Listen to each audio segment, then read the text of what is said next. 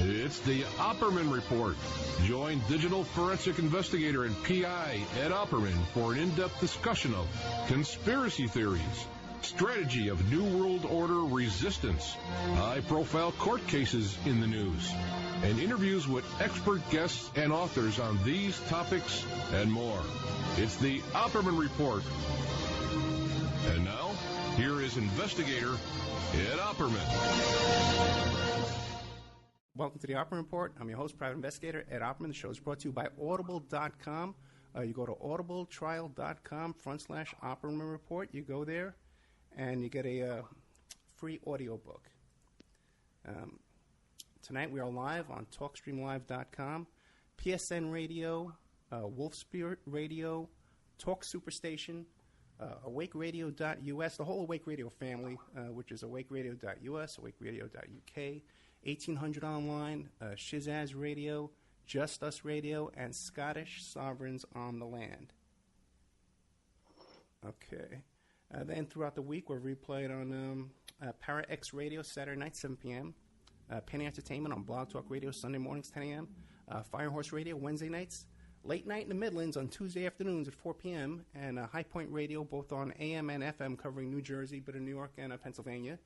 Coming soon, we're going to be on twice a week on Cave Radio, broadcasting, Northern Lights Radio, and FPRNradio.com will be playing our podcast. Now, tonight we have Dave MdGowan, one of our most popular guests. One of my favorite guests, too. He's a lot of fun. He knows, we seem to be tuned into the same kind of stuff. So anybody that agrees with me, I love him. Okay, he's the author of Program to Kill. He gets my sense of humor, which is very unusual. Weird Scenes Inside the Canyon. And what was that one about the understanding the F word? Yeah, understanding the F word. Okay, we're going to be with Dave in a second. Now, don't forget, we're a listener-sponsored show. You can help support the show by donating. You go to OppermanReport.com and look for the donate button. Or you can reach out to us at OppermanReport@gmail.com and send us a PayPal donation. Okay, because we seriously need your donations. We have a lot of opportunities, a lot of shows I could be doing. We're really plugged in with people on the Jeffrey McDonald case, with Catherine McDonald. We're going to be talking to Jeff from prison. We're going to be talking to Alan Dershowitz and Barry Scheck on that case, and Cyril Wecht. And so we're really plugged into that case. I'm doing a show about Ted Gunderson, about with people he lived with. We're going to have a whole bunch of guests on that show. These are going to be taped, produced shows we want to put together, but we can't do this without money. So we need your funds. We need your donations. You can also sponsor the show if you want to place an ad on the show. So contact me at OppermanReport@gmail.com. We'll talk about placing an ad on the show. Okay, let's see what else here. Okay, coming up, we just did a show with Daniel Escalon about the Bilderbergers. It was a specially pre-recorded show. We're putting that together with an update from Reverend Pinckney. The update with Reverend Pinckney is available on my Spreaker channel. You can go there right now on Spreaker and check that out. He called us from prison today. We recorded that. We're putting that up. And next week we have a police officer from New York named Ike who does a crime scene tour in New York City, and we're going to be talking to him. Coming up this week, I'm going to be on Heart Attack, and Sunday morning, I'm going to be on The Ignorance Equation with Nick Katsouris. We're going to be talking about police brutality. But enough of that, because we got a really big guest, Dave MdGowan. Dave, are you there? I am indeed. Dude, man, it's good to hear from you. Good to be here. I'm getting some, or I was getting some strange audio anomalies on my end here, but it seems to have cleared up now. I don't know if you guys are catching that on your end. Yeah, I had that at the beginning, too. That was really unusual. I don't know what it was, but I think we're cool now. Okay. So, now, Dave, we invited you on to talk about the moon landing hoax. I know you've done a lot of research on it. I have indeed, yeah. I'm really curious to know, though, before we launch into that, given that, as a private investigator, I know you've worked a lot of criminal cases, probably, alongside both defense attorneys and prosecutors. And I'm just curious to know if you have followed at all the first couple of days of this Boston bombing fiasco of a trial and what your take is on that. Well, you know what? The The only following I've done is I've read your post that you wrote today, outlining, really? outlining what you thought about it, and I think you're on target, man. It's one of the weirdest things I've ever seen, and you're right. I mean, I was just absolutely stunned that his defense attorney. Well, actually, not, because there's other examples of that in my writing. Other cases, similar cases that have been that it's also happened where the defense attorney leads off her opening statements by declaring her client guilty. I mean, she said, yeah, he did it, but he did it for a different reason than what the state says, basically was her argument. And, which is, I mean, there's very clear parallels there. I know I can't think of them offhand. Well, actually, one of them, the Boston Strangler case, where F. Lee Bailey basically went in and declared his client guilty when he hadn't even been charged with the crimes. So there's definite parallels, and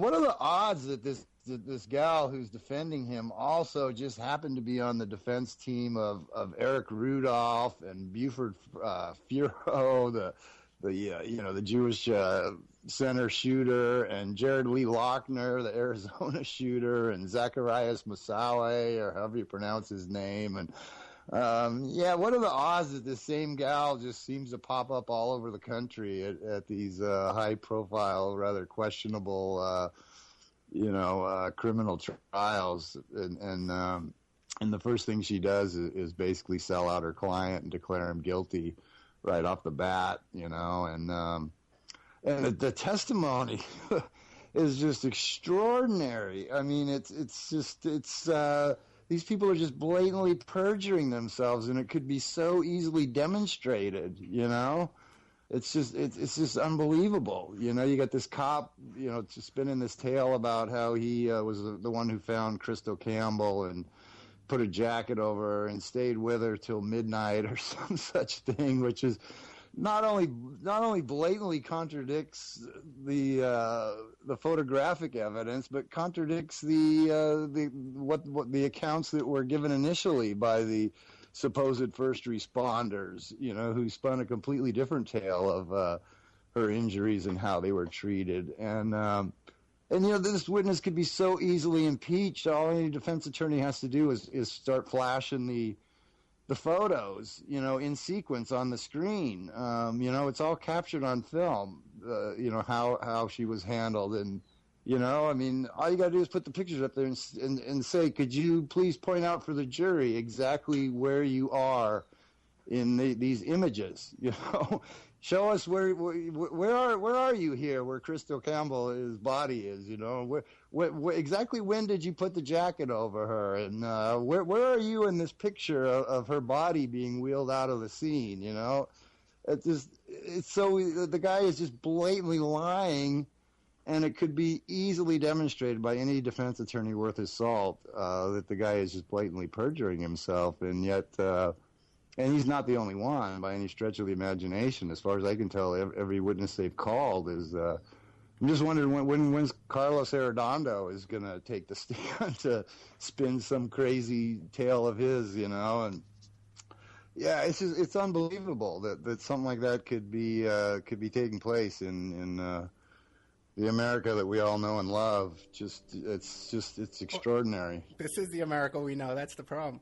But if you would think, though, if there was ever a case where you could try and raise some reasonable doubt, this would be it, because there's all these it's all over the internet. There's all these contradictory photos and videos and fake blood, But I guess they can't go down that road. They must have made some kind of deal, because his uncle, you know what this guy's uncle, right? Ruslan? Uncle Russ, is that, or Ruslan, or whatever? Ruslan, whatever. I'm not sure exactly what his name. Yeah, Ruslan. Yeah. Well, you look into his background; it's right in your face, Yeah, I mean, the whole thing just absolutely reeks, and there's just so much. There's such a huge body of photographic evidence that could be presented. That, I mean, the kid's got the best defense in the world, right? It's like, I can't be guilty of this crime because the crime was never actually committed. It's so yeah. It's remarkable. It's just I can't even believe what what. And the amazing thing is they're not even selling the same lies that they sold originally. You know, it's you got people in there spinning completely new versions of reality, which are, you know, like the original ones are contradicted by the photographic evidence, but just they seem to just be scripting this as they go along or something. It's remarkable, really. Yeah, because you know what? Because this kid, he has his mother and his aunt and stuff. They're out there trying to say, "Hey, nothing happened. It was a kid. My son's innocent." So he has supporters, but they must have made some kind of deal somewhere along the way that they're going down this road. It just makes no sense. Yeah, it's I don't know. It's quite a spectacle, and you know, I mean, all the attorneys on both sides absolutely have to know that these witnesses are perjuring themselves. I mean, they brought in these two cops that were never even part of the narrative before, that show up nowhere in any of the pictures, and you know, spinning these tales of being, you know, first responders on the scene and what they found and all that. And we're like, you know, what happened to the first responders that they were talking to? You know, what happened to, like, this doctor guy, this supposed doctor, I can't even remember his name now, who, you know, was spinning all kinds of crazy yarns about Bowman and whatnot, and Campbell. And what happened to the, you know, the first responders whose accounts they initially were selling as the truth, and now they're bringing in like totally new people to sell completely new lies. It's amazing. It's just yeah. So anyway, then they have that one-legged dancer writes a public letter. You know, like, you mess with the wrong person. It's very well-timed letter, very emotional, well-timed and well-circulated, you know, viral letter. I mean, the whole thing is just wow. It's scary. It's disturbing and scary to think that, you know, not only could they sell this highly dubious event to the entire world, but then follow it up with a trial that just is just a complete sham from beginning to end, you know? And it's like, I mean, you know, it's more and more, it just gives you a feeling of powerlessness, you know?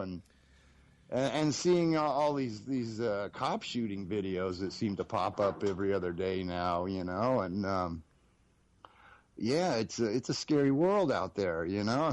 It's like, they can just, you know, they can just, the state can just act with impunity these days, you know. The police can serve as judge, jury, and executioner, and even if you get a trial, there's no guarantee that it's going to be anywhere close to a fair trial, you know. And it's scary. It's getting really scary out there. You know what, man? I agree with you. You know, it is getting scary out there, and you know, we're both about the same age, and it just seems like things are getting steadily worse as we move on every day. And you're right, we have videos, tapes now of cops just, you know, they shoot this homeless guy. The guilt is all over their face, you know? Oh, my God, the one in L.A., right? I mean, yeah. Right, just a few days, that was just unbelievable, man. I mean, the guy's on the ground. He's been beaten. He's been tased. He's got 4 burly cops restraining him. And then just for no apparent reason whatsoever, they all just open fire on the guy. And let's not forget the crime that they responded to was that he tipped over another man's tent. And that's what caused 10 cops to show up and start beating the crap out of people. Yeah, it was just it was unbelievable. And then yesterday there was another one that's barely made the news yet, where the guy's like pulled up to some suspect and cop didn't even get out of his car. He just opens fire through the window of his car and just shoots the guy dead for no apparent reason. You know, unarmed. I don't know what the alleged crime was, but, you know, it was at the end of a short chase or something. They pinned him down at the end of a cul-de-sac and just pulled up next to him and opened fire, according to the account in the Times today. You know, it's just unbelievable. I mean, you know, how blatant does it have to be before one of these cops gets actually charged with some kind of a criminal offense, or at least loses their job, you know? Yeah, well, 10 years ago, if they shot someone unarmed, you know, that was something to be outraged about. But now, unarmed means nothing. It means nothing if they're shooting unarmed people anymore, because half of them are unarmed. You know, all they have to do is say, "Well, you reached for my gun." Yeah. You he reached for my gun, and that's it. That's all it seems to be all they have to say. He reached for the officer's gun. He was grabbing at the officer's gun, Yeah. and that's justification.